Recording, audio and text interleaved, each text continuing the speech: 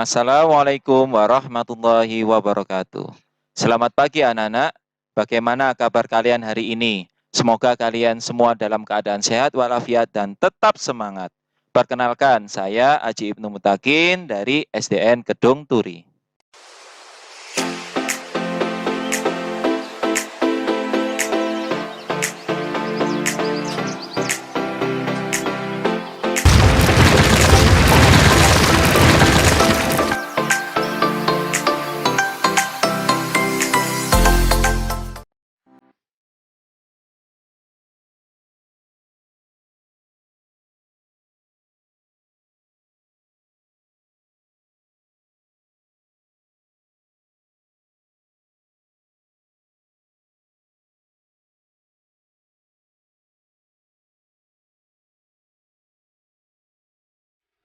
Sebelum pembelajaran kita mulai, marilah kita berdoa terlebih dahulu ya anak-anak. Hari ini kita belajar tema 5 dengan tema wirausaha. Subtema 2, usaha di sekitarku, pada pembelajaran 1, kelas 6. Nah, anak-anak, amati gambar berikut. Apa saja gambar wirausaha yang terlihat? Ya, usaha fotokopi, usaha pangkas rambut, dan yang ketiga, usaha bengkel motor. Pasti kalian ingin tahu tentang kegiatan wirausaha pada gambar tersebut. Ayo, kita buat pertanyaan tentang kegiatan wirausaha tersebut. Pertanyaan yang pertama, apa saja hambatan ketika menjalankan usaha-usaha tersebut? Yang kedua, berapakah hasil yang diperoleh dari usaha-usaha tersebut? Nah, anak-anak, setiap usaha memiliki hambatan serta penghasilan yang berbeda-beda. Anak-anak, coba sebutkan usaha-usaha lain yang kamu temukan di lingkungan rumahmu. Nah, kalau di dekat rumah Pak Guru ada warung penjual sayur, warung makan, warung kopi, toko alat tulis, dan banyak lainnya. Nah, anak-anak, apa manfaat yang kamu peroleh dari usaha-usaha tersebut? Ya, saya bisa mendapatkan hampir semua kebutuhan saya lebih dekat. Nah, anak-anak, perhatikan kembali gambar usaha fotokopi, pangkas rambut, dan bengkel tadi. Coba jelaskan sumber daya dan peralatan apa saja yang digunakan dalam usaha-usaha tadi. Sumber daya dan peralatan pada usaha fotokopi yaitu mesin fotokopi menjadi alat produksi utama, kertas berfungsi sebagai bahan produksi, sumber daya manusia menjadi operator mesin fotokopi. Usaha yang kedua adalah usaha pangkas rambut.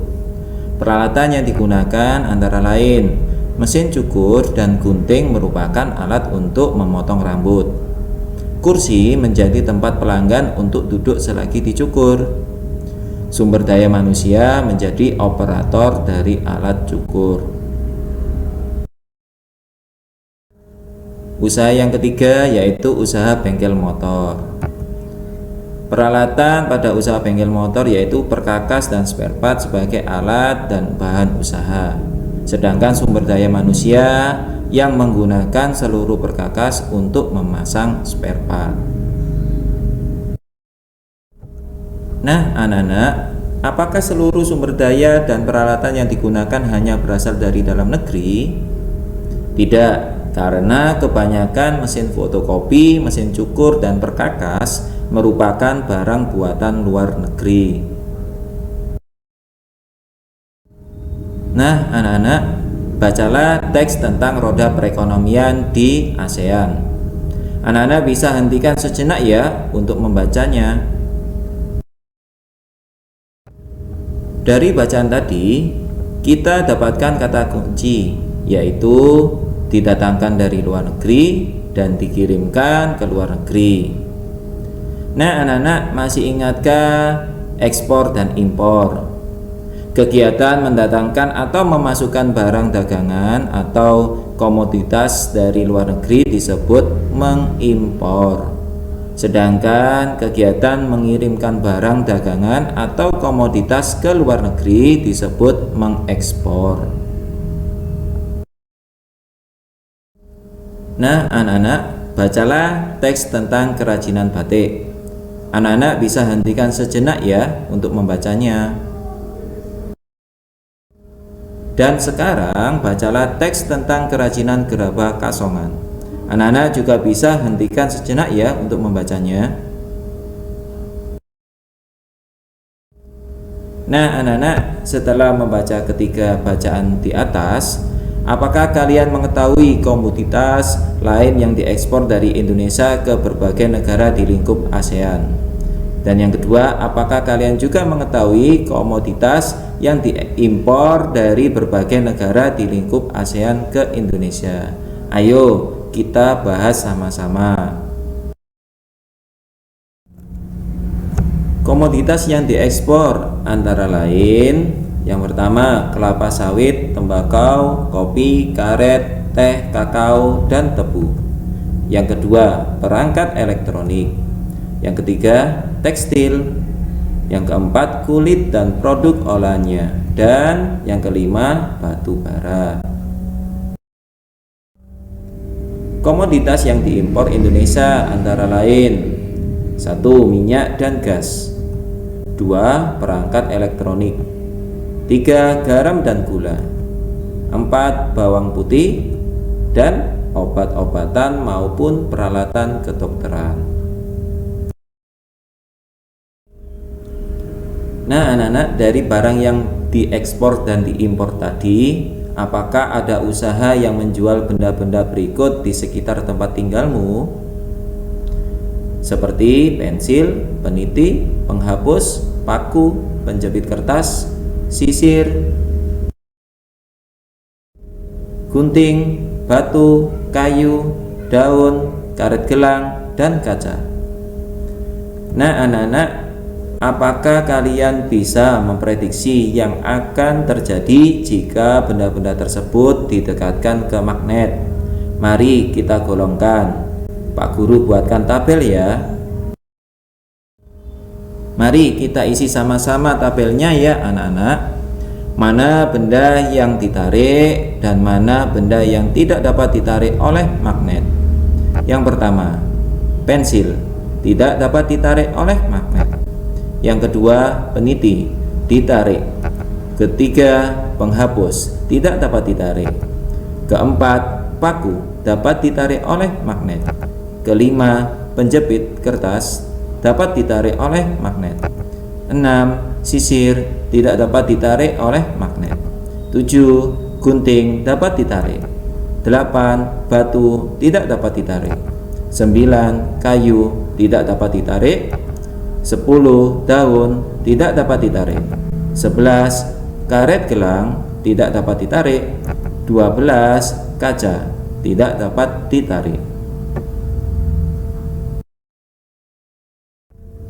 Nah, anak-anak, dari tabel tadi dapat ditarik kesimpulan, yaitu benda non-logam tidak dapat menempel dengan magnet, benda logam dapat menempel dengan magnet.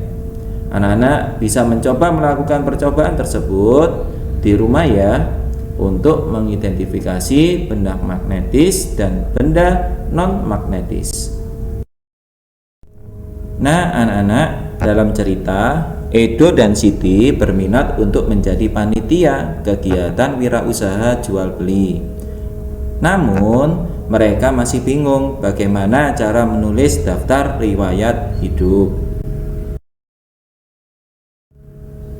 Sebelumnya, kita harus tahu apa itu daftar riwayat hidup. Daftar riwayat hidup adalah data yang berisi informasi tentang diri seseorang. Daftar riwayat hidup dibuat untuk keperluan menerangkan data diri kepada orang lain. Berikut contoh daftar riwayat hidup. Anak-anak bisa mencoba membuat di rumah ya. Nah, anak-anak, demikian untuk materi tema hari ini. Jangan lupa ya, melakukan percobaan benda magnetis dan non-magnetis di rumah. Semoga kalian semua paham dan sukses selalu. Tetap semangat. Wassalamualaikum warahmatullahi wabarakatuh.